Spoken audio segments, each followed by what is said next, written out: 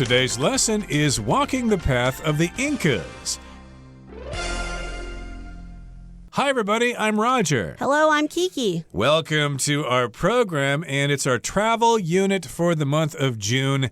And we've got kind of a testimony from a young woman who went traveling when she was just 12 years old with her family. She went on down to Peru in South America, and they went to Machu Picchu. And if you want to go there, of course, there's a trail there. And, of course, the Incas used to go on that trail to get to Machu Picchu. So, of course, we're walking on the path of the Incas.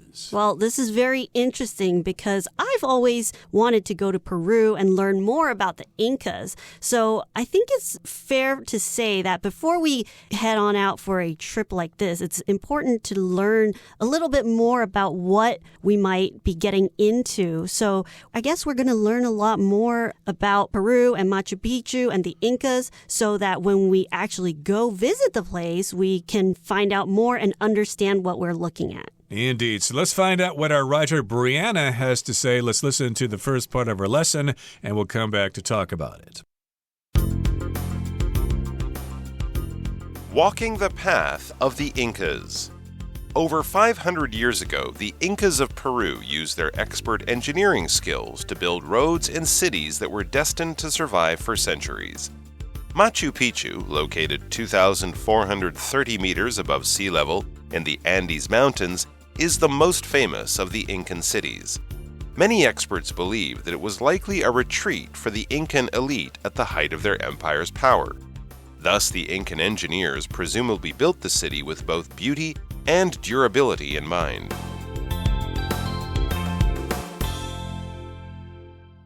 大家好，第一部分介绍名词 elite， 它的意思是精英或是杰出人物。例如 The marketing team is made up of a group of elites who are good at promoting new products. 该行销团队由一群善于推广新产品的精英所组成。或者 Timothy is one of the basketball team's elite who regularly scores more than 20 points per game. Timothy 是篮球队的精英之一，他在一场比赛中通常可以得到20分以上。接下来看到片语 at the height of 名词，表示在点点点的巅峰或是全盛期。例如At the height of summer in the Arabian desert, almost all animals remain out of the sun till evening.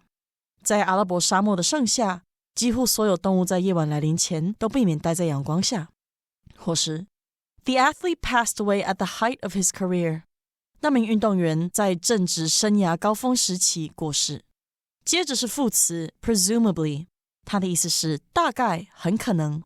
例如Tim called 5 minutes ago to say that he was stuck in traffic, so he will presumably be late for the meeting. Tim 5分钟前打电话说他塞车在路上，所以这个会议他很可能会迟到。也可以说 Toby agreed to help, presumably understanding the urgency of the situation. Toby 同意帮忙，大概是因为了解情况紧急。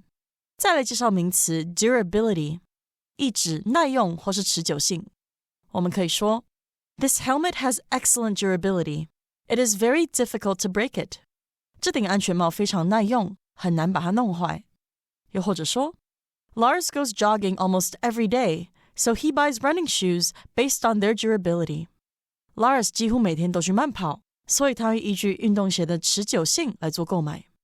下一个看到 with somebody 或是 with something in mind。这个片语的意思是考虑到点点点，或是以点点点为目标、基础或是理由。例如 The room was designed with a newborn baby in mind. 这个房间的设计考虑到了新生儿。又或者说 With his vacation plan in mind, Ron has decided to work overtime to finish the project earlier. Ron 考虑到他的度假计划，决定加班提早完成这项计划。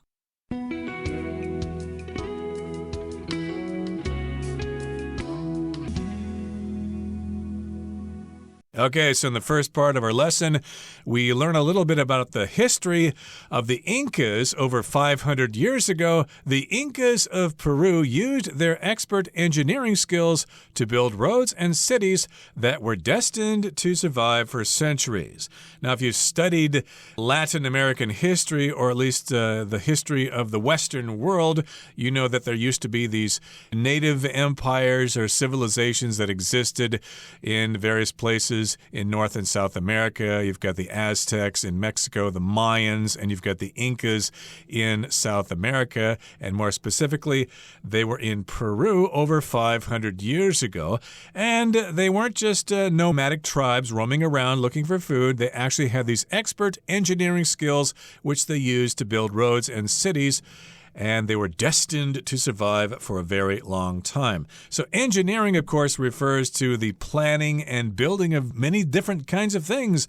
You might know some people in your family or some of your classmates who are studying engineering, like chemical engineering or civil engineering. There are different fields to pick from. That's right. So this meant that the Incas of Peru, they were really good at building things. So for an ancient civilization, they had really good infrastructure. They had good roads and cities. So they were really living in a structured environment or structured communities. And these roads and cities were destined to survive for centuries. So the infrastructure that they built, the things that they built, they lasted for hundreds of years. And here we have the word destined, which is something that is planned to happen or will happen according to a pre-existing plan. So in this case, it's saying that the things that they build, the roads, the infrastructure, its destiny is to last for hundreds of years. So the way they built it, it's meant to last for a very long time. Yep, that's probably how they intended it. The Incas probably thought that they were going to last forever, so they built these things really well. And yes, those structures were destined to survive for hundreds of years. And Machu Picchu, located 2,430 meters above sea level in the Andes Mountains, is the most famous of the Incan cities. Okay, so this gives us a lot of information about Machu Picchu. Of course, it's located quite high above sea level. It's in the Andes Mountains in South America, and the Incas had many cities, but this one is the most famous. And of course, lots of people want to go there. I think it's an item on a lot of people's bucket lists. That's right. I know it's definitely on mine. Many experts believe that it was likely a retreat for the Incan elite at the height of their empire's power.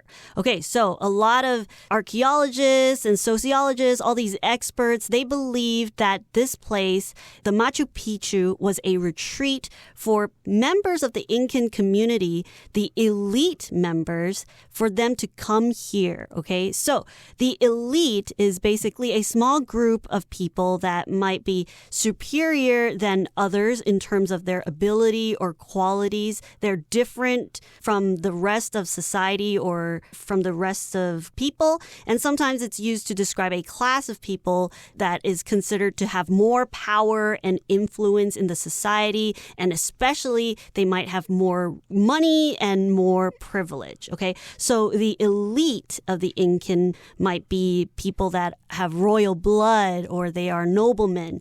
And people like that would come to Machu Picchu.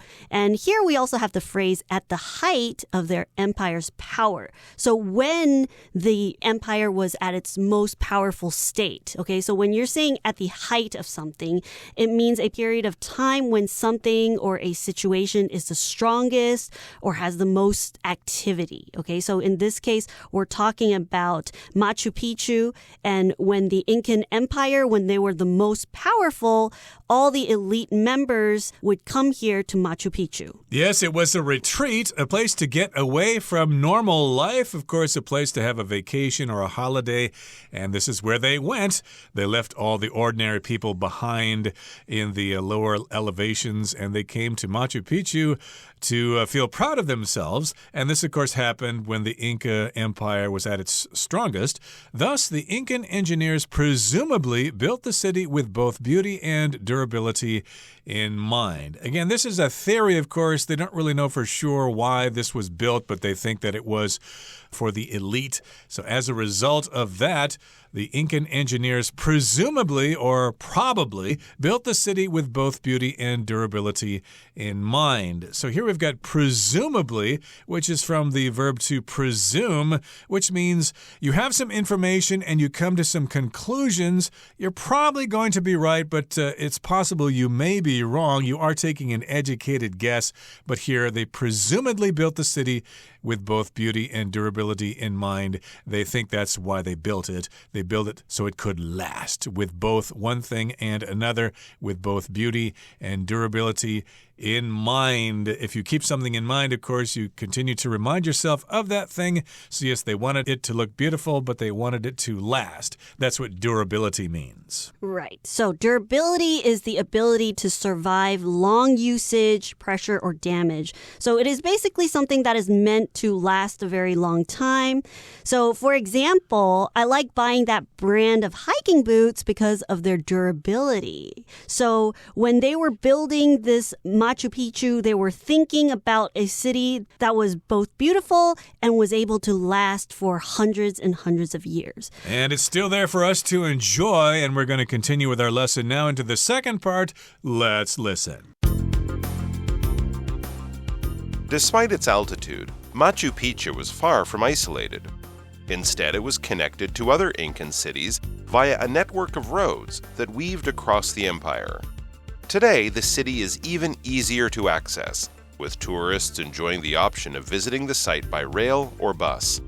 However, intrepid visitors may prefer a more traditional option, hiking the Inca Trail.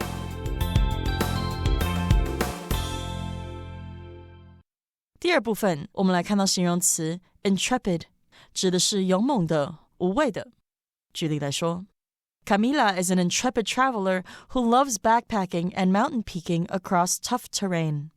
Camila 是一个大胆的旅行家，热爱背包旅行和穿越地形崎岖的山峰。又或者说， The intrepid adventurers reached the top of the mountain and looked out at the scenery. 那些无惧的探险家抵达山顶并眺望风景。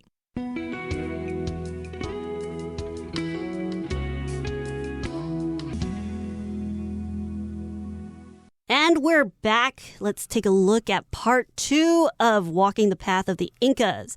Despite its altitude, Machu Picchu was far from isolated. Okay, so we know that Machu Picchu is located 2,430 meters above sea level. So it's really high up in the Andes Mountains. Despite that it was so high up, Machu Picchu wasn't very isolated from the things around them. So it was actually a very happening place. And it was quite easy for people to get to. Okay, so here we have the word altitude. And it's basically the height or elevation of an object or a point of location in relation to the sea level or the ground level. So basically the distance of something above the sea or the ground. So an example sentence would be, commercial airplanes typically fly at an altitude between 8,000 to 11,000 meters. Okay, so we know that even though it was really high up, Machu Picchu was far from isolated. And the word isolated just means something that is far away from other things or places, people, and buildings. And it's usually something that you would think about being secluded, okay, or out of the way. You have to go out of your way to get there. So an example sentence would be, during the pandemic, people stayed isolated in their homes to prevent the disease from spreading. So even though it was very high up, Machu Picchu was not very far from other people or other places, and it was easy to get to. You could get to it, indeed. pretty easily, although you'd have to climb that mountain trail. But of course, back then they were quite hardy and that was not a problem. Instead, it was connected to other Incan cities via a network of roads that weaved across the empire. So here we've got the word via. Some people say via. That's equally acceptable. That means you're traveling through a particular area because you're trying to get to your destination. You might go from Taipei to Kaohsiung via Tainan. You'll go through Tainan on your way to Kaohsiung if you're coming down from Taipei here.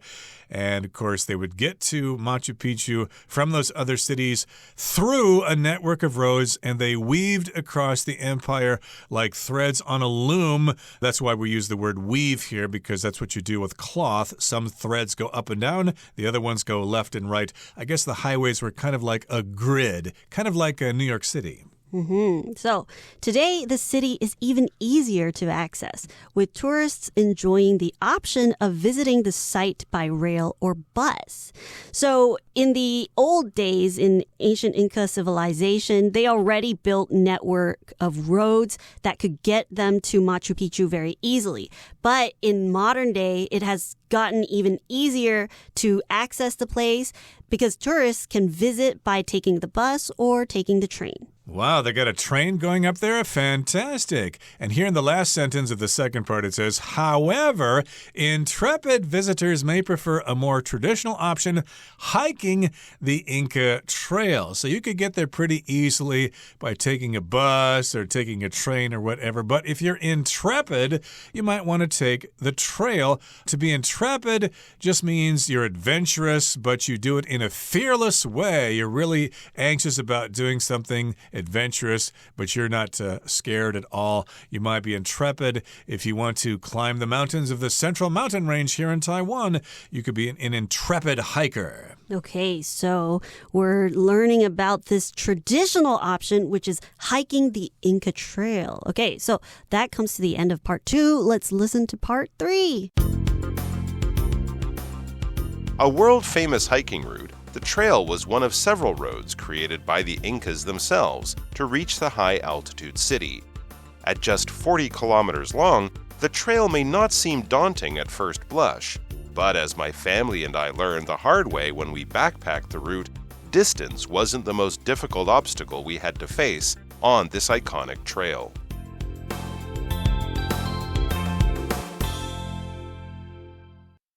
第三部分我们看到形容词 daunting， 它表示令人却步的或是令人畏惧的。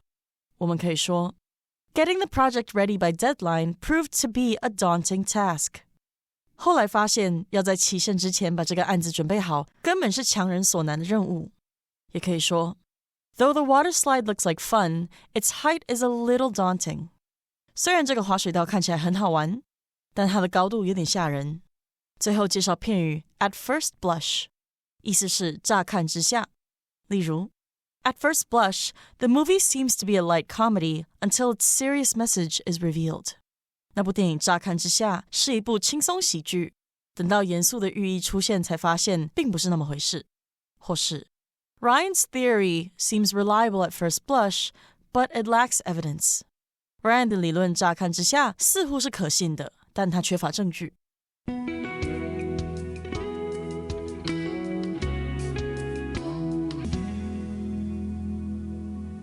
Okay, let's focus specifically on the trail to Machu Picchu, a world-famous hiking route. The trail was one of several roads created by the Incas themselves to reach the high-altitude city.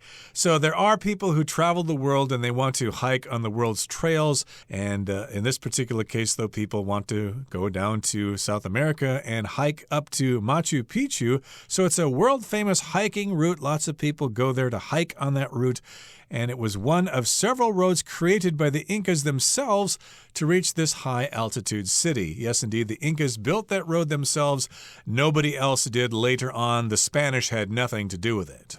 At just 40 kilometers long, the trail may not seem daunting at first blush, but as my family and I learned the hard way when we backpacked the route, distance wasn't the most difficult obstacle we had to face on this iconic trail. So here we're, again, listening to the narrator of the story talking about her and her family walking this Inca trail. Okay, so the trail itself is 40 kilometers long, and even though the trail may not seem daunting at first blush, it was still something that wasn't very easy to do.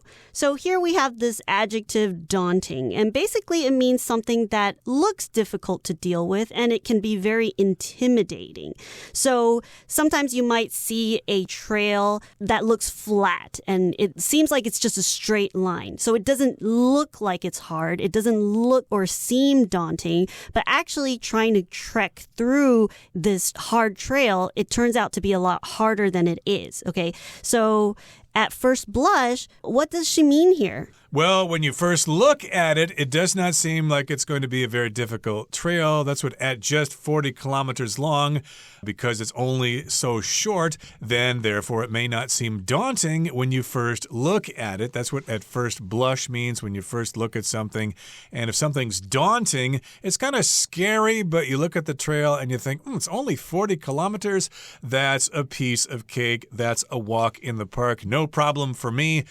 But it goes on here to say in the sentence, but as my family and I learned the hard way when we backpacked the route, distance wasn't the most difficult obstacle we had to face on this iconic trail. So yeah, 40 kilometers may not seem like very much, but our writer here kind of lets us know that there were other obstacles in their way in order to reach Machu Picchu. An obstacle, of course, is something that gets in your way. If you want to hike 40 kilometers, well, that's great if you're walking along the coast on flat roads. But if you want to hike to a really tall mountain, you're going to have lots of obstacles in your way, steep sections, rocks and boulders you need to get around or over. Those are things that get in your way. Those are obstacles. So the distance wasn't the hardest thing that their family had to go through when they had to face this iconic trail. So iconic is basically something that is known to be a representative symbol or something that is very famous and is given a lot of respect. Okay, so that comes to the end of today's lesson, and we're going to find out more about this trail tomorrow. But first, let's listen to our Chinese teacher.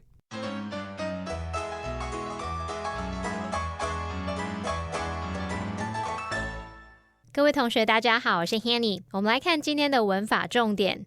课文第二部分的第一句写道，尽管海拔高，马丘比丘却一点也不与世隔绝。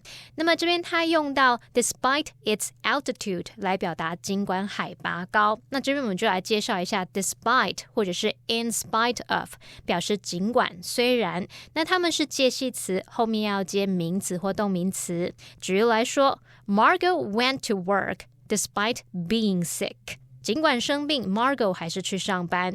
那要特别注意，如果我们要在 despite 或者是 in spite of 后面接子句的话，这时候必须先接名词同位语，像是 the fact， 然后呢再接 that 子句。所以常见的句型就会是 despite the fact that 主词加动词，或是 in spite of the fact that 主词加动词。